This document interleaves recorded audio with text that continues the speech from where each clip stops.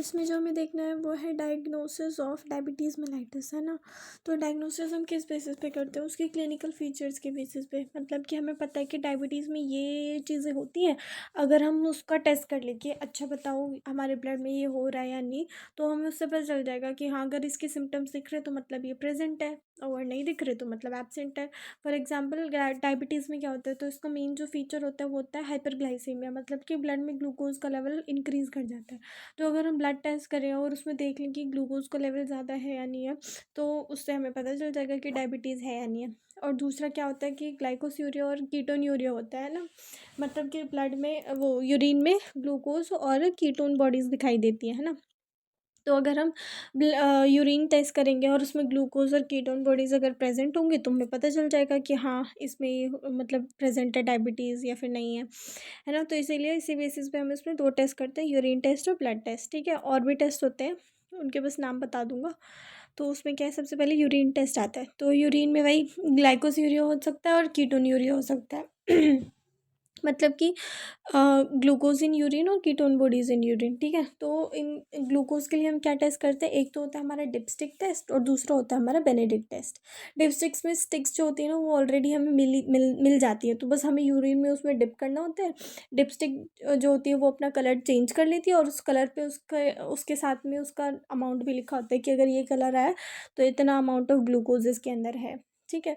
तो Benedict test में क्या होता है कि इसमें हम जो सोल्यूशन लेते हैं, है ना, वो लेते हैं हम क्यूपरस आयंस का, है ना। उसमें क्यूपरस आयंस जो होते हैं, बेनेडिक्ट सोल्यूशन लेते हैं जिसके अंदर क्यूपरिक आयंस होते हैं, Cu3+ होता है, ठीक है।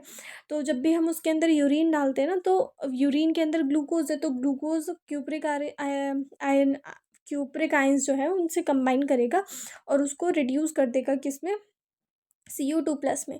अब इस रिडक्शन की वजह से कलर में चेंज आता है, ठीक है। अब उस कलर से हमको पता लगा लेना है कि इसके अंदर ग्लूकोज है।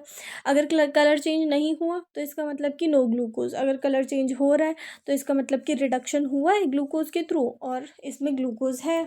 तो अब इसमें ना ऐसा नहीं कि एक ही कलर दिखाता है, ये ना वेराइटी ऑफ कलर दिखाता है, जिसके थ्रू हम उसके अमाउंट का भी अंदाज़ा लगा सकते हैं कि हाँ, इसके अंदर इतना अमाउंट होगा। फॉर एग्जाम्पल, वो जो सोल्यूशन बेनेडिक्ट सोल्यूशन जो हम लेते हैं वो ऑलरेडी ब्लू कलर का होता है, ठीक है। अगर ब्लू कलर ही रहता है यूरिन डालने के बाद भी, तो इसका मतलब कि उसमें ग्लूकोज एब्सेंट है, ठीक है। और अगर वो कलर चेंज कर रहा है, कलर चेंज कैसे कर सकता है, तो विबग्योर है ना, तो BGYOR, बस ये कलर याद रखने हैं हमें। तो शुरू में क्या करता है वो, लाइट ब्लू, ग्रीन कर सकता है, येलो, ऑरेंज और रेड। जैसे जैसे ये कलर आते हैं उस हिसाब से हमें पता चल जाएगा कि इतना इतना ग्लूकोज इसके अंदर है। फॉर एग्जाम्पल, लाइट ब्लू है तो उसमें मतलब ट्रेस अमाउंट में ग्लूकोज प्रेजेंट है, 0.5 ग्राम्स पर डेसीलीटर, ठीक है। ग्रीन है तो 0.5 से 1 होगा, येलो है तो 1 से 1.5 होगा, ऑरेंज है तो 1.5 to 2 होगा, और ग्रेटर देन 2 कब होगा, जब वो रेड कलर का हो जाएगा पूरा का पूरी सोल्यूशन। तो इससे हमें समझ जाना है कि अगर रेड कलर का हो रहा है तो ग्रेटर देन 2 ग्राम्स पर डेसीलीटर हमारे यूरिन में ग्लूकोज प्रेजेंट है, ठीक है। तो ये हो गया हमारा ग्लूकोज का टेस्ट। लेकिन हाँ, ग्लूकोज का टेस्ट हो गया इसमें कि यूरिन में ग्लूकोज है या नहीं। और वही हम समझ जाएंगे कि अगर यूरिन में ग्लूकोज आ रहा है, इसका मतलब कि ग्लूकोज ब्लड में इतना ज़्यादा बढ़ चुका है कि अब ब्लड मतलब हमारा बॉडी उसको यूज़ नहीं कर पा रहा, और बॉडी के लिए वो वेस्ट बन चुका है, इसीलिए वो रीनल थ्रेशोल्ड वैल्यू जो होती है उसको क्रॉस कर चुका है, और तब जाके वो यूरिन में शो हो रहा है, तो मतलब कि डायबिटीज़ है। उससे हम ये पता लगा सकते हैं, ठीक है। फिर दूसरा है हमारा कीटोन्यूरिया को टेस्ट करना। तो कीटोन्यूरिया को टेस्ट करने के लिए भी हमारे पास डिपस्टिक टेस्ट होता है, जिसमें हमें स्टिक्स मिलती है, उसके ऊपर कलर्ड मेंशन होते हैं, बस यूरिन में उसे डिप करना होता है, कलर के साथ मैच करना होता है कि इतना कलर अगर आ रहा है तो इतना अमाउंट ऑफ कीटोन बॉडी हमारे यूरिन में है, ठीक है। दूसरा टेस्ट क्या होता है, रोथेराज टेस्ट, ठीक है। इसका वो क्या होता है, इसमें क्या होता है कि कीटोन बॉडीज़ प्रेजेंट, ये बता दिया था कि कीटोन बॉडी बनती कैसे है हमारी बॉडी में, है ना। तो ये बताया था ना पिछली बार कि फैटी एसिड्स जो होता है उसका ऑक्सीडेशन हो जाता है लिवर में, तब जाके कीटोन बॉडी बनती है ना। और मेनली कौन कौन सी कीटोन बॉडी होती है, एसीटोन और एसिटोएसिटिक एसिड, ठीक है। तो उसमें जो हम रोथेरा सोल्यूशन जो यूज़ करते हैं उसमें मेन जो होता है हमारा सोडियम नाइट्रोप्रोसाइड होता है, ठीक है। जब हम सोडियम नाइट्रोप्रोसाइड और यूरिन इन दोनों की रिएक्शन करवाते हैं, तो अगर उसमें कलर चेंज होता है, मतलब कि एक रिंग बनती है इस टेस्ट में। अगर वो रिंग बन रही है तो इसका मतलब वो कीटोन बॉडी प्रेजेंट है, अगर वो रिंग नहीं बन रही इसका मतलब वो कीटोन बॉडी नहीं है। ठीक है, तो वही कि कीटोन बॉडी और सोडियम नाइट्रोक्लोराइड टेस्ट को जब हम आपस में रिएक्ट करवाते हैं, प्रोसीजर होता है इसका प्रॉपर, जब हम उसमें रिएक्ट करते हैं तो अगर पर्पल कॉम्प्लेक्स की रिंग बन रही है, जैसे इस टेस्ट ट्यूब में दिखा रखा है कि जंक्शन जो होता है वहाँ पर एक पर्पल रिंग बनेगी, तो अगर यहाँ पे एक पर्पल रिंग दिखाई दे रही है तो इसका मतलब है कि कीटोन बॉडी प्रेजेंट है। ठीक है, और अगर नहीं बन रही तो इसका मतलब कीटोन बॉडी एब्सेंट है। अब यहाँ पे एक इम्पॉर्टेंट बात ये है कि इन दोनों टेस्ट जो है ना, ये दोनों टेस्ट अगर साथ में पॉजिटिव आ रहे हैं तब सर्टेन हो जाता है कि हाँ डायबिटीज़ मेलाइटिस है। लेकिन अगर ये दोनों इंडिविजुअल वो आ रहे हैं, पॉजिटिव आ रहे हैं, तो इससे हम बिल्कुल कंफर्म नहीं ले सकते। हाँ, हम ये बोल सकते हैं कि हो सकता है इसको डायबिटीज़, लेकिन इसको कंफर्म नहीं बोल सकते। कंफर्म हम तभी बोलेंगे जब हम दोनों का टेस्ट साथ में करा सकते हैं कि हाँ दोनों टेस्ट पॉजिटिव आ रहे हैं, इसका मतलब है। ठीक है, उसके बाद ये तो हो गया हमारे यूरिन टेस्ट। फिर आता है हमारा ब्लड टेस्ट। तो ब्लड टेस्ट जो है ना, ये सबको ही पता होगा ऑलमोस्ट कि ब्लड टेस्ट जो है ना वो हम 3 तरीके से करते हैं। मेन जो होता है हमारा एक तो करते हैं फास्टिंग मतलब कि सुबह सुबह क्या करते हैं कि पेशेंट ने कुछ भी खाया नहीं होता ये 8 घंटे तक, तो हम उसका सुबह सुबह टेस्ट करते हैं ब्लड निकाल के। ठीक है, इसमें ये हो गया हमारा फास्टिंग। दूसरा होता है हमारा रैंडम मतलब कि इसमें कोई फ़र्क नहीं पड़ता इंसान ने कब खाना खाया कब नहीं खाया, बस जब भी कोई भी रैंडम टाइम हमने उसका ब्लड ले लिया और फिर उसको टेस्ट कर लिया तो ये हो जाएगा रैंडम ब्लड शुगर टेस्ट में। ठीक है, उसके बाद आता है पोस्ट प्रांडियल में क्या होता है कि खाना खाने के 2 घंटे बाद जब हम टेस्ट करते हैं तो उसको पोस्ट प्रांडियल बोलते हैं। और इसमें गाइडलाइंस के अकॉर्डिंग ये बताया गया है कि 2 आवर्स आफ्टर, मतलब कि 75 ग्राम्स ऑफ ग्लूकोज लेवल है, खाना तुम खा चुके हो ग्लूकोज का, उसके 2 घंटे बाद अगर टेस्ट कर रहे हो तो उसको हम पोस्ट प्रांडियल बोलेंगे। ठीक है, और 75 ग्राम्स क्यों लिया गया, क्योंकि ये नॉर्मल इंडियन डाइट होती है कि अगर हम रोटी लेंगे, चावल लेंगे, दाल लेंगे, थोड़ी सब्जी लेंगे तो उसमें 75 ग्राम्स ऑफ ग्लूकोज इतना ही होता है। ठीक है, तो मतलब कि नॉर्मल खाना खाना है तुमको, उसके 2 घंटे बाद टेस्ट करना है अपना पोस्ट प्रांडियल। ठीक है, फिर इसकी वैल्यूज़ क्या क्या आती हैं अगर फास्टिंग है तो फास्टिंग में क्योंकि तुमने बहुत टाइम तक हमारा वो ग्लूकोज से कोई संबंध नहीं हुआ है, काफ़ी टाइम तक हमने ग्लूकोज नहीं खाया, तो वो थोड़ी कम आती है इसकी values as compare to random और पोस्ट प्रांडियल। ठीक है, तो इसमें क्या किया, अगर 100 से कम है तो ठीक है, 100 से 125 तक जा रहा है तो मतलब कि तुम बॉर्डर लाइन पे हो, तुम्हें प्री डायबिटिक कंडीशन है। और अगर 126 से ऊपर जा रहा है, 126 या 126 से ऊपर जा रहा है तो इसका मतलब तुम्हें डायबिटीज़ हो चुकी है दोस्त। ठीक है, फिर उसके बाद है रैंडम हमने कभी भी किया तो उसमें बस एक नंबर हमको याद रखना है, 200 mg/dl। 200 mg से अगर ज़्यादा है या उतना है तो डायबिटिक है, अगर उससे कम है तो ठीक है, नॉर्मल है, कोई दिक्कत वाली बात नहीं है। उसके बाद आता है पोस्ट प्रांडियल मतलब खाना खाने के 2 घंटे बाद, है ना। तो उसमें क्या है कि वैल्यूज़ रेज देंगे क्योंकि ग्लूकोज है अभी, क्योंकि डाइजेशन हुआ है तो ग्लूकोज है अभी हमारी बॉडी में, तो इसकी वैल्यूज़ कितनी है। तो अगर कोई इंसान नॉर्मल है तो उसकी 140 mg/dl तक आ जानी चाहिए, लेकिन अगर कोई डायबिटिक है तो उसकी 200 तक, 200 से ऊपर ही जाएगी। और अगर इन दोनों के बीच में आ रही है 140 से 199 के बीच में तो इसका मतलब प्री डायबिटिक कंडीशन है, ध्यान देने की ज़रूरत है। ठीक है, तो ये हो गए हमारे ब्लड टेस्ट, इसमें आता है फास्टिंग, रैंडम और पोस्ट प्रांडियल। ठीक है, अब एक और ब्लड टेस्ट आता है हमारा, मतलब ये कंबाइंड होता है, इसमें ब्लड टेस्ट भी लेते हैं और यूरिन टेस्ट भी करते हैं। तो ये होता है हमारा oral glucose tolerance test, 2 hour plasma glucose test. इसका मतलब क्या है कि इसका नाम का मतलब मैं अभी बता दूंगा। तो उसमें ओरल ग्लूकोज टॉलरेंस टेस्ट में क्या होता है कि ये उन पेशेंट्स में करते हैं जिनका बॉर्डर लाइन फास्टिंग होता है, मतलब हमें देखने के लिए, कंफर्म करने के लिए कि कितना हो सकता है क्या है। क्योंकि जैसे अगर हम कीटोन यूरिया को चेक करते हैं, फिर ग्लाइकोस यूरिया को चेक करते हैं, तो उसमें हमें नहीं पता ना कि रीनल थ्रेशोल्ड वैल्यू क्या है।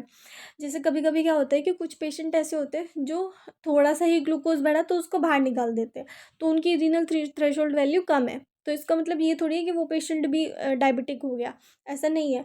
और कुछ ऐसे होते हैं जिनकी रीनल थ्रेशोल्ड वैल्यू अच्छी खासी होती है, वो अच्छा खासा ब्लड में ग्लूकोज का लेवल बढ़ भी रहा है लेकिन फिर भी उसको बाहर नहीं निकाल पा रहे हैं यूरिन के थ्रू, तो उनकी रीनल थ्रेशोल्ड वैल्यू ज़्यादा है। लेकिन इसका मतलब ये नहीं है कि यूरिन में दिख नहीं रहा तो उसको डायबिटीज़ नहीं है ना। तो इसलिए ये चेक करना ज़रूरी होता है। ठीक है, फिर इसका प्रोसीजर क्या होता है कि जैसे आज हमको टेस्ट करना है, तो हमने उस पेशेंट को 3 दिन पहले ही बता दिया था कि तुम्हें ग्लूकोज रिच डाइट लेनी है, मतलब कार्बोहाइड्रेट रिच डाइट लेनी है तुमको, ठीक है, 3 दिन तक। अब 3 दिन तक उसने वो खाना खाया, लेकिन आज टेस्ट है तो हमने उसको बोल दिया कल रात, मतलब कल कल रात से कुछ मत खाना। ओवरनाइट उसको फास्ट करके आने को कहा है कि तुमने 3 दिन तक खा लिया, लेकिन एक रात पहले कुछ भी मत खाना, ओवरनाइट फास्टिंग जिए। फिर अगले दिन वो यहाँ पर आया, उसके बाद हम उसका फास्टिंग ब्लड शुगर चेक करेंगे, ठीक है, हमने सैंपल ले लिया। उसके बाद फास्टिंग ब्लड शुगर का सैंपल ले चुके हैं हम, फिर उसके बाद हम पेशेंट को बोलेंगे कि अब तुम ये पियो। हम उसको कुछ पीने के लिए देंगे, उसमें क्या होगा, 75 ग्राम्स ऑफ ग्लूकोज होगा इन 300 ml वाटर। उसको ये पीने के लिए बोला। अब हमें क्या करना है कि 2 घंटे तक हर आधे घंटे में उसका यूरिन सैंपल लेना है और ब्लड सैंपल लेना है। ब्लड सैंपल से हम ग्लूकोज कंटेंट पता लगा लेंगे कि कितना कितना आ रहा है, और यूरिन सैंपल से हम उसका ग्लाइकोसूरिया टेस्ट कर लेंगे कि ब्लड उसमें यूरिन में कब आ रहा है वो, ठीक है। अब हम दोनों को रिलेट करके देख लेंगे कि इतना ब्लड ग्लूकोज था और इतने पे उसका वो निकला है, यूरिन में ग्लूकोज आया है, तो इसका मतलब कि रीनल थ्रेशोल्ड वैल्यू भी हमको पता चल जाएगी और अच्छे से पता चल जाएगी कि उस इंसान को डायबिटीज़ है या नहीं है, ठीक है। तो इसको बोलते हैं हम ओरल ग्लूकोज टॉलरेंस टेस्ट, और इसका नाम 2 आवर प्लाज्मा ग्लूकोज टेस्ट क्यों है, तो ये पता चलेगा कि हमें 2 घंटे तक उसके हर आधे घंटे में यूरिन और ब्लड का सैंपल लेना है। तो ब्लड में प्लाज्मा आ गया है ना, तो प्लाज्मा में हमने ग्लूकोज का टेस्ट कर लिया, तो 2 आवर प्लाज्मा ग्लूकोज टेस्ट, ठीक है। उसके बाद ये एक बहुत इंपॉर्टेंट टेस्ट है, ये हमारा ग्लाइकोसाइलेटेड हीमोग्लोबिन का टेस्ट है। इसमें क्या होता है, जैसे अभी मैंने पिछली वीडियो में ही बताया था रिसेंटली कि जो हमारा ग्लूकोज है, हाइपर ग्लाइसीमिक की कंडीशन है, उस ग्लूकोज के पास फ़िलहाल कोई काम नहीं है, तो वो क्या करेगा, हमारे जो प्रोटीन्स है ना उनसे जाके कंबाइन करने की कोशिश करेगा, प्रोटीन्स का अमाइनो पार्ट जो होगा, ठीक है। तो वैसे ही हमारा हीमोग्लोबिन भी एक प्रोटीन है, उसके अमाइनो ग्रुप से जाके कंबाइन करता है ग्लूकोज और बना लेता है कंबाइन करके HbA1c, मतलब कि ग्लाइकोसाइलेटेड हीमोग्लोबिन, ठीक है। अब ये हमारा 2 चीज़ों में यूज़ कर सकता। अब देखो, हीमोग्लोबिन के ऊपर हमारा ग्लूकोज लग चुका है, ठीक है। अब उस हीमोग्लोबिन आरबीसी में होता है, आरबीसी का लाइफ स्पैन कितना है हमारा, 120 डेज या 90 डेज, ठीक है, 90 to 120 डेज होता है। जब जब तक वो आरबीसी रहेगी तब तक वो जो है ग्लाइकोसाइलेटेड फॉर्म में ही रहेगा, है ना। अगर एक बार ग्लाइकोसाइलेशन हो गया तो इसका मतलब ये है कि 3 महीने तक या 4 महीने तक वो हीमोग्लोबिन हमारे ब्लड में घूमेगा।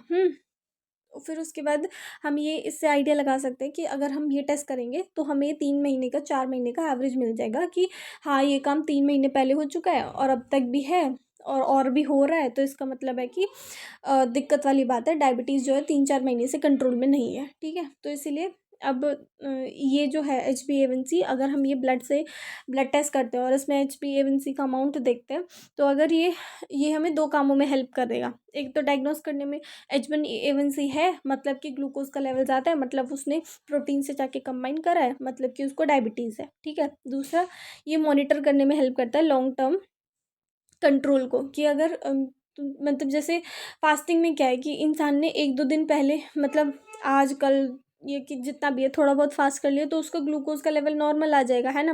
टेस्ट कराने से पहले वो ये काम कर सकता है कि उसने फास्ट कर लिया तो उसका ग्लूकोज का लेवल नॉर्मल आएगा, लेकिन उससे ये तो नहीं पता चल रहा कि हमें कि उसने 3 महीने तक कंट्रोल कैसा किया है। तो अगर हम HbA1c का लेवल अगर देख लेते हैं तो उससे हमें ये पता चल जाएगा कि उसने नॉर्मल कंट्रोल किया है या नहीं। अगर उसमें लेवल अच्छा खासा है तो मतलब उसका कंट्रोल पुअर है। तो ऐसे ये जो है ना, हमें लॉन्ग टर्म मॉनिटरिंग के भी काम आता है कि अगर उस इंसान ने 3 महीने तक कंट्रोल नहीं किया होगा तो वो उसके टेस्ट में साफ साफ दिख जाएगा, ठीक है। तीसरा, ये प्रेडिक्ट करता है कि माइक्रोवेस्कुलर कॉम्प्लिकेशन, अगर इतने टाइम तक, अगर मतलब ग्लूकोज का लेवल जब बहुत टाइम तक हाई होता है ना तभी जाके वो प्रोटीन से बाइंड करता है। अब अगर बहुत टाइम तक हाई ग्लूकोज का लेवल है, इसका मतलब वो कोई ना कोई कॉम्प्लिकेशन कर रहा होगा, चुपचाप तो वो बैठेगा नहीं, है ना। तो इसीलिए हमें इससे ये भी पता चल जाएगा कि कोई माइक्रोवेस्कुलर कॉम्प्लिकेशंस होने वाली बात तो है, कोई बात है या नहीं है, ठीक है। अब इस टेस्ट को करने से पहले ना हमें कोई ऐसी ज़रूरत नहीं है कि हम उसको बोलें कि तुम बिना खाना खाए आना या खाली पेट आना या फास्ट करके आना। इसमें हम नॉर्मली ब्लड का सैंपल लेते हैं, कभी भी ले लेते हैं और फिर उसको टेस्ट कर लेते हैं, ठीक है।